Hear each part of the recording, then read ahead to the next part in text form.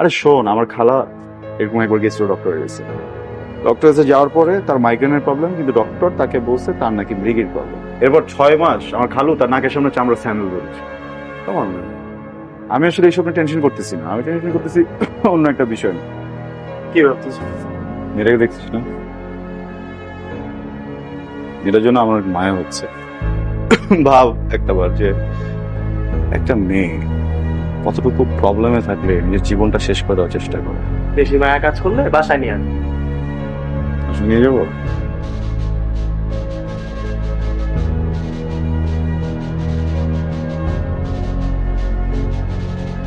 Hello, জি, আসসালামু আলাইকুম। ওয়ালাইকুম আসসালাম। আমি আবির বলছিলাম, হাসপাতালে আপনার কাছ থেকে নাম্বারটা নিয়েছি। কিছু মনে না করলে আমি একজন ফ্রেন্ডকে দেখতে আসতে চাচ্ছিলাম। এটা কি পসিবল আগামীকাল? হ্যাঁ ভাই, আপনি আসতেই পারেন, কিন্তু আপনার একটার আগে আসতে হবে, কারণ একটা ওকে ডিসচার্জ করে দিবে।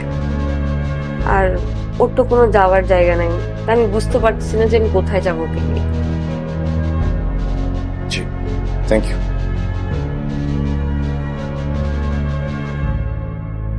কি বলতেছিস? আমি বিয়ে করছি, আচ্ছা আমার ওয়াইফ।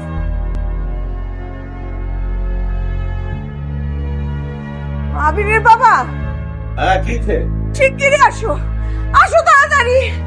দেখো দেখো আবির কি করছে। আবির বিয়ে করে নিয়ে আসছে। এত অবাক হওয়ার কি আছে? কখনো না কখনো বিয়ে করতাম, আজকে বিয়ে করছি। আমরা না করছি কোনোদিন, না করছি তোরে বিয়ে করতে। গত 1 বছর ধরে জ্ঞান জ্ঞান জ্ঞান জ্ঞান করতেছি, বিয়ে কর বিয়ে কর। তখন তুই বলছিস পরে করবো পরে করবো। এখন এখন তো একদম বউ নিয়ে শুধু বাসায় চলে আসছিস। আর এই মেয়ে তুমি কেমন মেয়ে? হ্যাঁ, একটা অপরিচিত বাড়িতে হুট করে চলে আসছো। তোমার বাবা মার কি কোনো অক্কেল টক্কেল দেয় নাকি? কি বলতেছো তুমি এসব? হ্যাঁ, আমি একজনকে বিয়ে করে নিয়ে আসছি এখানে, তার বাবা আমার আক্কেল জ্ঞানের কি আছে? সে একটা ভালো ফ্যামিলির মেয়ে, অবশ্যই আক্কেল জ্ঞান আছে। আর তুমি এরকম বাহির থেকে একজন মানুষ আসছে তার সাথেই ব্যবহার করে আমাদের আমাদের কি পরিচয় দিচ্ছ তুমি? তুমি নিজের বিহেভিয়ারটা ঠিক করো প্লিজ। এই দীপু, ভাবিকে ভিতরে নিয়ে যা। বলছি না একবার ভিতরে নিয়ে যা। প্রত্যেকটা সিচুয়েশনে না একটা এক্সপ্লেনেশন থাকে। তুমি কি আমাকে একটাবার জিজ্ঞেস করছো আমি কোন সিচুয়েশনে পরে কাজটা করছি? মা, মানুষ না কোনো কাজ কারণ ছাড়া করে না। সবসময় না রিয়্যাক্ট করলে সবকিছু সলিউশন পাওয়া যায় না। আমাকে একটু সময় দাও, আমি সময় মতো তোমাকে সবকিছু বলবো। বাবা, আমি তো অফিসে যাচ্ছি, আমি আসা পর্যন্ত প্লিজ একটু খেয়াল রেখো, বাসায় যেন আর কোনো সিন ক্রিয়েট না হয়। পারবো তো নাকি? প্লিজ।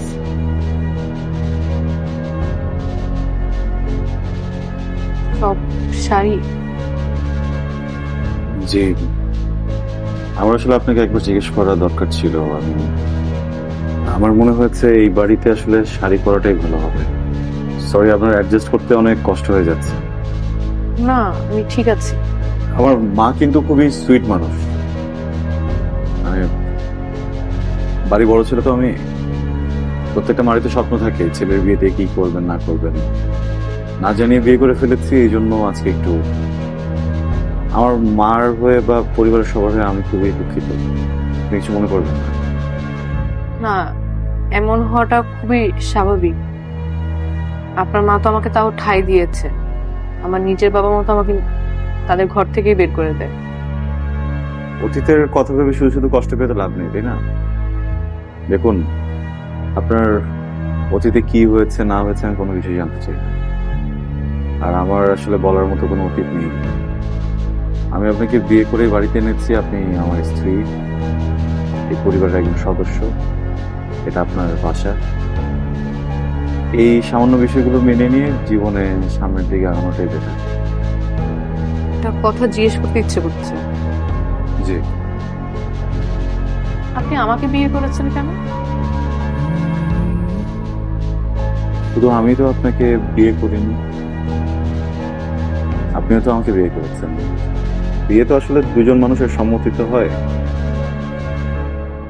আপনি আমাকে কেন বিয়ে করেছেন?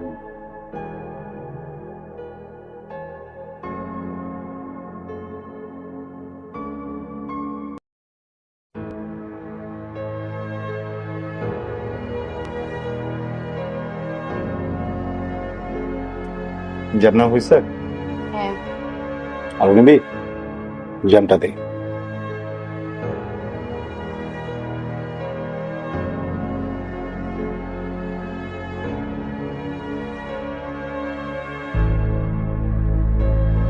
প্রেমের বিয়ে তো অনেক দেখছি, কিন্তু এরকম বিয়ে কখনো দেখিনি। পরিবার কোনো খোঁজ খবরই রাখতেছে না। আচ্ছা, শ্বশুর বাড়ির কথা না হলে না ভাবছি, সেই কথা বলতেছি, কিন্তু মেয়ের কথা চিন্তা করেও তো কিছু গয়নাগাটি মানুষ দিয়ে দেয় সাথে। এতে তো কোনো খবরই নেই।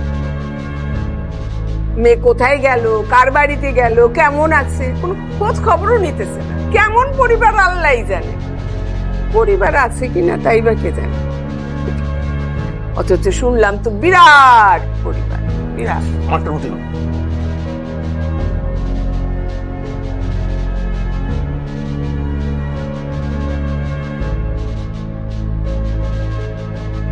আমি প্রত্যেকদিন সকালবেলায় বাসা থেকে বেরোই, রাতে ফিরি, সারাদিন কাজ করি, সপ্তাহে কখনো ডে অফ নিই না। এর একটাই কারণ, যেন ঠিক মতো এই পরিবারটা সঞ্চালন করতে পারি, যেন কখনো তোমাদের কোনো কিছুর অভাব বোধ না হয়। কারণ আমি বিশ্বাস করি তোমাদের আসলেই কোনো কিছুর অভাব নেই। এর বিনিময়ে কিন্তু তোমাদের কারো কাছ থেকে আমার কোনো কিছু চাওয়া পাওয়ার নেই। আমার ওয়াইফ তার ফ্যামিলিকে ছেড়ে এই বাড়িতে আসছে আমার জন্য। এই বাড়ির কেউ যেন আমার ওয়াইফের সাথে কোনো রকমের কোনো বাজে আচরণ না করে। আর যদি করে আমি কিন্তু ব্যাপারটাকে একদম ভালোভাবে নিব।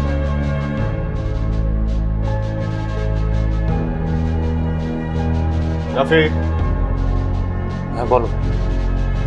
কালকে থেকে অফিসে বসবি। কাল থেকে অফিসে বসবো মানে?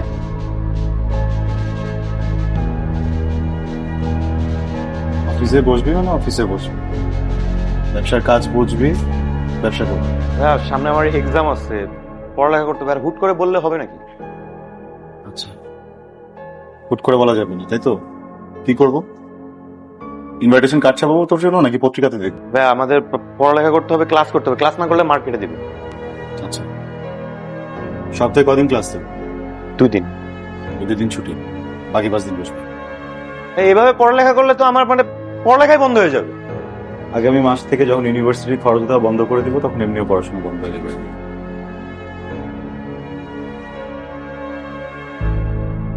বাটন বসা নেই বাবলু? কি রে, কতবার বললাম তোর এখানে বাটন বসানোর জন্য? বাটন বসাবে তো, পরে বসাবে। আরে পরে বসালে এখানে কাজ কাটা পড়বে না?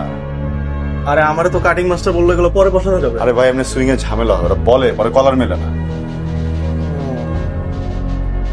তুই ব্যবসাটা যত ভালো বুঝোস না, ওইভাবে যদি ফ্যামিলিটা বুঝতি তাহলে তো হইতো। তোর কে বলছে ফ্যামিলি বুঝি না? ওর আম্মা আমারে ফোন দিতে দিতে পাগল বানাই ফেলতেছে। আর পাগল বানাবে না কেন? ঝামেলা একটা তো বাঁচায় রাখছিস, বিয়ে একটা করছিস, তা উদ্ভট একটা বিয়ে। মানে এরকম অদ্ভুত বিয়ে আমি কখনো কাউকে করতে দিচ্ছি। আমার প্রবলেম আসলে আমার বিয়ে না, আমার প্রবলেম হচ্ছে রাফিকে আমি বলছি কালকে থেকে অফিসে। রাফি অফিসে? হ্যাঁ, তুই আর আমি ফ্যাক্টরিতে বসলাম, ও অফিসটা শিখলো, তাহলে ভালো না? ভাই তোর পায়ে পড়ি ভাই, আমি তোর ভাইরে হ্যান্ডেল করতে পারবো না। কেন? তোদের মধ্যে খালি জিনটা ছাড়া আর কোনো মিল নাই। তুই আর তোর ভাই পুরা 2 মেরুর 2 জন। জানিস না, ভালো আছে, একটু শাসন করে বুঝাইতে হবে, শাসন করে বুঝাতে হবে। চল চা খাই। বদ হজম হচ্ছে, তাহলে দেখো স্যালেন ট্যালেন দেখো কি আছে, দাও। কিছুই লাগবে না, মানে অন্য প্রবলেম? এমন কিছু হয় না তো, কি হয়েছে?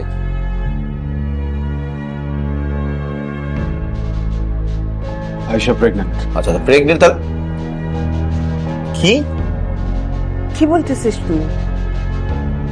তুই ভেবে বলতেছিস তো?